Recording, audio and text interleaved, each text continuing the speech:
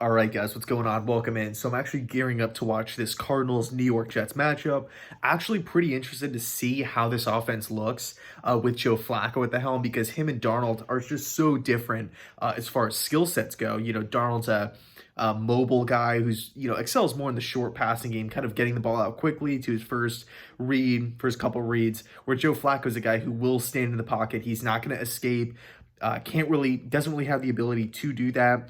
Can't really extend plays, but he does have a way better arm and he can push the ball downfield consistently. Those 15 plus yard passes, 20 to 25 yard passes. But I digress. The point is a report came out, and actually two reports came out that I wanted to touch on. I'm going to make another video right after this on Dwayne Haskins and that whole Washington situation. But a report is kind of swirling, came out literally 2 minutes ago here, and I read it and whatnot, regarding Sam Darnold and his possible trade value, either at the trade deadline or in the offseason. Now, people are saying right now that the Jets cannot get a first-round pick for Sam Darnold, right? If the Jets do, in fact, continue to be the worst team and continue to be the disgrace of the NFL, which they are, and finish with the first overall pick, whatever the record may be, 0-16, 1-15, some, atrocious record, if the Jets finish with that first overall pick, in my personal opinion, I'm taking Trevor Lawrence. I'm not Pat, and I've already, I've said that on this channel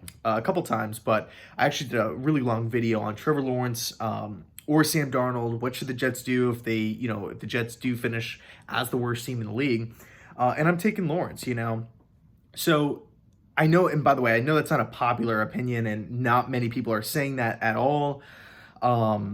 But that's just how I feel. When I look at the contract information, the contract timelines, when I look at how the team is structured, when I look at the head coach, Adam Gase, and when I look at new general manager Joe Douglas, I think the best move is to just rebuild this thing from the ground up. And what better guy to start with than Trevor Lawrence? It looks like we, knock on wood here, it looks like we have our left tackle for the next, 5 to 10 years here. Mekhi Becton is an absolute stud. So we have the left tackle position figured out. It's a tough position to nail, but the Jets have done that. And it's, Joe Douglas did that in his first season as general manager. And now we have to start looking at other options to improve this team.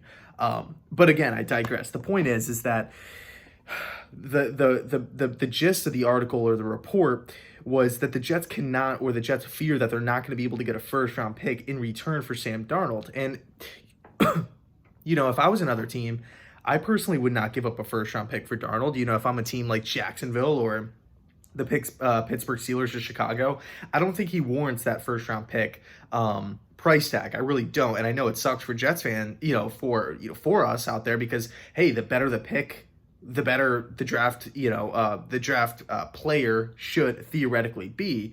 If we're picking, 30th as opposed to 60th, obviously we're going to have a lot better or a lot higher of a percentage of drafting, a better player coming out of college. You guys know what I'm talking about. So someone said that the return could be like a second round pick, and another former general manager said it was a possible fourth round pick. I think fourth round pick's a little too low. If the Jets did that, I wouldn't be upset or mad. And by the way, this is all considering that the Jets are the worst team in the league, and we don't turn it around in the middle of the season, and Darnold doesn't just flip a switch and he starts playing well. And I completely understand that Sam Darnold does not have any weapons at all. He does not have a head coach. I mean, let's face it, Adam Gase is an embarrassment to the entire league. If it wasn't for the Jets, he would not have been a head coach 2 years ago. That's just a fact. I don't believe a team out there would have hired Adam Gase to be a head coach. I really do not believe that. So Darnold has gotten the short end of the stick, but at the same time, he needs to play better. And if we want to go down that road of, if we want to open up that book of saying, hey, all Darnold needs are weapons, how many QB busts or, former quarterbacks, not only... All right, guys, sorry about that. My phone ended up running out of storage, and, I actually have to get that whole thing figured out, because this happens, from time to time, where I'm always running out of storage. I have to go in, delete stuff, whatever. But basically the point I was trying to make was, if we want to go down the road of saying, hey, Darnold doesn't have any weapons and that's the only reason why he's not having success, we can point to literally tons and tons and tons of quarterbacks that didn't work out for, their respective teams and label that or, use that excuse. One that comes to mind is Geno Smith. This is a dude who never had a wide receiver, never had a solid running game, never had a decent offensive line. And yeah, he was drafted back in 2013 and he wasn't ready to play. And he didn't really have the best offensive coaches kind of running the show. But I mean, this dude was just rode out of town. I mean, there were a lot of people out there that just said, this guy's horrible. This guy sucks, can't lead a team. And yeah, Geno had like a lot of off the field issues, nothing, serious with like law or anything like that. But, obviously getting punched in the face and all that kind of stuff, just didn't get along with teammates. But we can use that excuse for Geno. He had Eric Decker for 1 year, but Eric Decker was a solid number 2. Not really some dominant Michael Thomas, Devontae Adams, Julio Jones, Tyreek Hill type of guy. He never really had a solid. I mean, Jeff Cumberland was his tight end. Is he Travis Kelce? No. Was he a top 15 guy, top 20 guy? No. So the point I'm trying to get to is that we can use that argument for tons of quarterbacks down the line, or in the past. And if we want to look at Darnold's contract, he's in year 3. Obviously, this season is not working out. We're not going to be going to the Super Bowl this season. So we start looking ahead, right? Next year, it's going to be year 4. And then we have the 5th year option. And then we can kind of, after that 5th year, kind of get or dabble with the whole franchise tag idea, which is not really a route that I want to go down, especially when you're dealing with the quarterback. Like 4 years in, you have got to know if he's the guy moving forward. But look, let's face it, the New York Jets have not done a good job with providing a solid offensive line, a solid running game, and solid weapons on the outside. It doesn't matter if it was a Geno Smith. It doesn't matter if it was a Sam Darnold. The only realistic team or viable threats or a viable offense that we had was back in 2015. It was when we acquired Brandon Marshall and had Eric, all of a sudden Eric Decker, the team's best player, drops down to the second option. Quincy Enunwa emerged onto the scene. That with Chan Gailey, the Ryan Fitzmagic year back 2015, that was really the last offense that I can remember that was actually a threat that can push the ball downfield, that can pick up first downs consistently. We haven't had that since 2015, 5 years ago. Crazy to think about, it really, really is. But getting back to the whole contract situation with Darnold, we can either get the best quarterback, again, hypothetically speaking, if the Jets are 0-16, 1-15, 2-14, horrible record.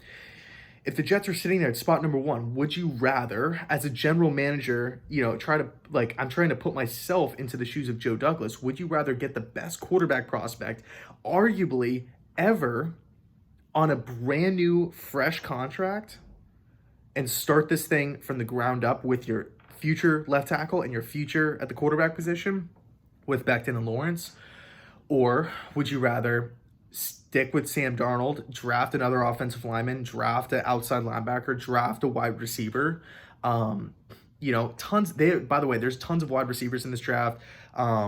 Pitts from Florida, you got Smith from Alabama, Waddle from Alabama, tons and tons and tons of guys. There's going to be options. Jamar Chase from LSU. There's a ton of different guys that the Jets have to start looking at, Douglas's decision, and it's a tough choice. I mean, Darnold is still a guy with a very high upside. He could still make plays and make throws in this league, but I think the contract will play a part in it. Next year, it's the 4th year in the contract, and then what are we going to do in a year from then? If the Jets say we improve, we win 6 games, we win 7 games the following year, right? 2021. Are we gonna franchise tag Sam Darnold and get into that whole mess of a thing, or are we gonna just pay him a mega deal? Because I don't think the Jets are in a position where they can offer like $15 million a season to Sam Darnold and he would accept that. I mean, that's just not the world that we live in as far as starting quarterbacks nowadays. I think that's just a sketchy road to go down. I really, really do believe that. But the good news is that the Jets, whether they go with Lawrence or whether they go with trying to rebuild this team, whether it's O-line, wide receiver, what have you, it will get upgraded, right? This team, and by the way, no matter if it's Sam Darnold, doesn't matter if it's Trevor Lawrence, Justin Fields, whoever it may be next year, quarterback, the first order of business, you know it, I know it, it's to get a new head coach. That's Adam Gase in a few. It's just not in the cards, right? Adam Gase actually being a Super Bowl contender, consistently going deep into the playoffs, it's just not going to happen. So that's the first order of business, is to get a viable head coach in the building, a guy who can develop talent, a guy who won't alienate players, a guy who can adjust on the fly, adjust at halftime. Um, so I'll leave it there. Let me know your thoughts down below in the comment section. Do you think Darnold only being able to get, warrant a third round pick or a second round pick or even a fourth round pick is fair? Or if the Jets again trade Sam Darnold, are you expecting a first round pick? Because, let's face it, it's there's a lot of there's a lot of teams out there that have the QB position figured out when you look at it, compared to, 5 years ago, 10 years ago. Quarterbacks coming out of college they're coming out so much better developed. And I think that even goes all the way back to high school, and that, all the quarterback coaches out there and the quarterback development and, the transition of college systems or college, tendencies and philosophies of a college offense to the pro game. There's obviously a lot of that being adopted in today's world. So, there's almost a surplus of quarterbacks, and there's, not many teams out there that need them. It's a weird day and age, because this is something that never really happened back, long ago. It was almost like, 5 teams, 6 teams like need quarterbacks each and every year. And we still see quarterbacks drafted all the time, but the rate at which teams just dump their quarterback and move on. I mean, look at, Arizona, just Sam Bradford, 1-year deal, didn't work out. See it. 3 weeks in, Josh Rosen's in. Josh Rosen plays for the rest of the season. Had a couple solid plays, had a couple solid games, but they're like, Cliff Kingsbury, we'll just let him do whatever he wants. Kyler Murray, boom, gives up on, in 1 year, they gave up on Sam Bradford and then Josh Rosen. Just boom, just like that. Kyler Murray's in. And then we're seeing it now with Washington, with Dwayne Haskins. It's like, this guy was drafted last year, didn't start the year, new head coaching staff comes in the building, now he's essentially on the trading block. So many crazy things are happening. I've been talking to a lot of Giants fans. I don't really know how realistic this might be, but we're looking at a same situation like the Jets are. If the Giants finish 0-16, 1-15, 2-14, are they going to draft Lawrence and replace Daniel Jones? Like, it could be like, and again, I personally would do that, but the rate at which teams are just dropping what they have and just moving on is crazy. It's so fast. Like, these guys have to pick these offenses up on the fly. There's like no time to develop. And it's funny too, because when you look at all the good quarterbacks, or not all the good quarterbacks, but a lot of good quarterbacks in today's game, they spent some time on the bench, right? Aaron Rodgers and Tom Brady, even though he's super old, and Patrick Mahomes spent a year on the bench. And then we have other guys just being kind of thrusted in. And it's just like, if you don't perform, you're going to be replaced. Justin Herbert's in like a little bit of a weird situation because of the weird injury that happened to Tyrod Taylor with the lung and all that kind of stuff. But again, I'm getting off topic. So I'll leave it there. Let me know your thoughts down below in the comment section. Sam Darnold, would you accept anything less than a first round pick? I've talked to a couple Jets fans from the time that news came out to now. Just shot them a text, and they've actually, hit me back during this video. And it's, one person said, no, I'm only taking a first round pick for Darnold.